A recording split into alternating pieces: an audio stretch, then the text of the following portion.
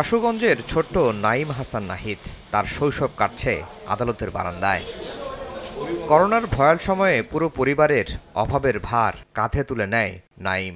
কাজ নেয় ভৈরবের নূর ইঞ্জিনিয়ারিং ওয়ার্কশপে। একদিন ভয়াবহ দুর্ঘটনা, মেশিনে ঢুকে যায় তার ডান হাত। অস্ত্রোপচারে হাতটি কেটে ফেলতে হয়। সেই থেকেই শুরু হয় অন্যরকম যুদ্ধ। রাজু মিস্ত্রি আমার ঘাড়ে ধরে নিয়ে ওয়ার্কশপের ভিতরে নিয়েছে। পরে বলছে যে এতদিন তোর বেতন ধরে না, এখন তোর বেতন ধরছে, এখন তোর সব কাজ করতে হইব। পরে বলছি যে না, আমার আব্বা আমার এই কাজে দেয় নাই, আমি এই কাজ করব না। পরে আমার নাকে মুখে চড়থাপো মারে। জুম্মন মিস্ত্রি আমার পিঠে হাত দিয়ে বাড়ি মারে।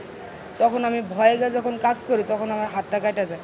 দীর্ঘ ৫ বছর লড়েছে নাঈম, কখনো হাইকোর্ট, কখনো আপিল বিভাগে।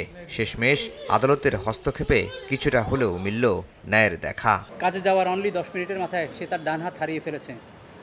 এই ডান হাতের চিকিৎসা করানোর জন্য তাকে আদালতে শরণাপন্ন হতে হয়েছে।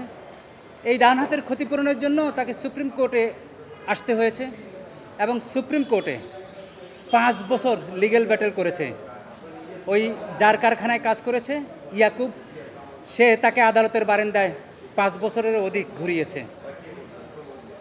সুপ্রিম কোর্ট অ্যাপিলেট ডিভিশনের রায়ের পরেও সে রায় না মেনে 9-6 করে পালিয়ে বেরিয়েছে। অবশেষে কন্টেম্প্ট করার কারণে আজকে কন্টেম্প্ট কোর্টে সে আইনজীবীর মাধ্যমে 10 লক্ষ টাকার এফডিআর আমার হাতে হস্তান্তর করেছে। ২০২৪ সালের জানুয়ারিতে হাইকোর্টের আদেশ ছিল নাঈমকে ৩০ লাখ টাকার ফিক্সড ডিপোজিট এবং পড়ালেখার খরচ বাবদ মাসিক ৭,০০০ টাকা দিতে হবে ওয়ার্কশপ মালিককে।